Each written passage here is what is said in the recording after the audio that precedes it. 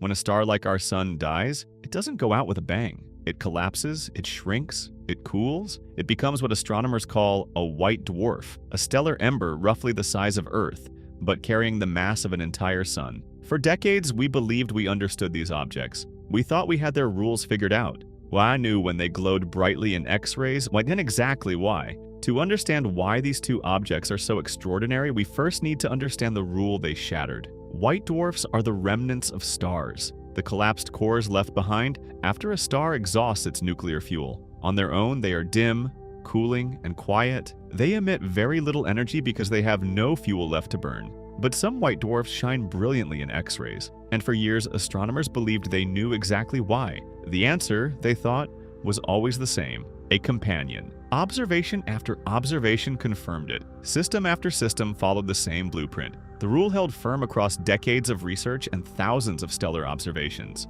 until two objects arrived that had no companion at all and were shining in X-rays anyway. The first of these objects was nicknamed Gandalf, and its story began with a mystery that refused to resolve itself. When researchers first observed Gandalf in 2025, early data hinted at surrounding material that, on the surface, seemed perfectly reasonable. Surrounding material typically points to a binary system, a companion being consumed. Scientists assumed they were looking at just another case of stellar feeding, but the more they looked, the less sense it made. A structure like that, a half ring rather than a full disk, can only survive if the star's magnetic field is both extraordinarily powerful and unevenly distributed across its surface, one pole dramatically stronger than the other, holding the material in place on just one side. Half a universe away, a second object was waiting, and it would prove to be the crucial piece that made Gandalf's story even more extraordinary. First identified in 2021 and reanalyzed in 2025, this object was nicknamed moon-sized, and for good reason.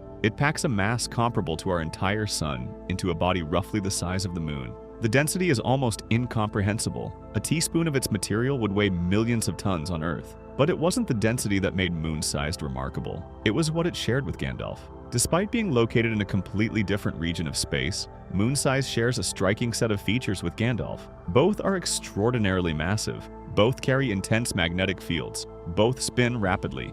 Neither shows any evidence of a companion star. And both emit X-rays with no conventional explanation for any of it. But their differences are just as revealing as their similarities. Gandalf appears relatively young, formed approximately 60 to 70 million years ago. It is still surrounded by material that fuels bright, powerful X-ray emissions. So, if there is no companion star, no external source of gas being consumed, what is generating the X-ray emissions? Scientists are now exploring several competing ideas, and each one is more fascinating than the last. A second theory looks further back in time, to the original merger event itself. When two stars collide and combine, the impact scatters enormous quantities of debris across a wide area. Some of that material travels far enough to escape immediately, but some follows long, sweeping orbits that take millions of years to complete. The honest answer for now is that no single explanation fits every observation. The data from Gandalf and moon-sized is real and confirmed, but the mechanism behind it remains one of the most open questions in stellar physics.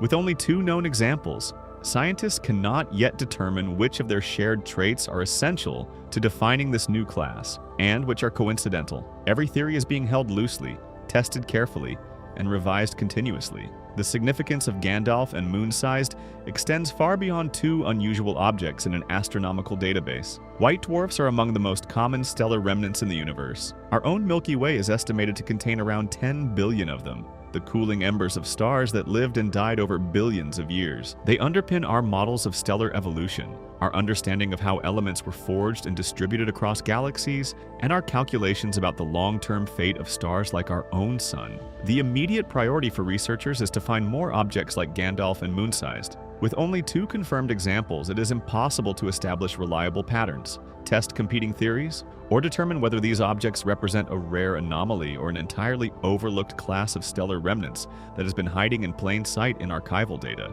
For decades, we believed dead stars followed simple rules. No companion, no X-rays. The universe, as always, had other ideas. Gandalf and moon-sized are not just two unusual objects. They are the universe's way of reminding us that every rule we write is provisional. Every model we build is a first draft, and every assumption we make is an invitation for the cosmos to prove us wrong. The dead stars are not done surprising us. We just have to keep looking.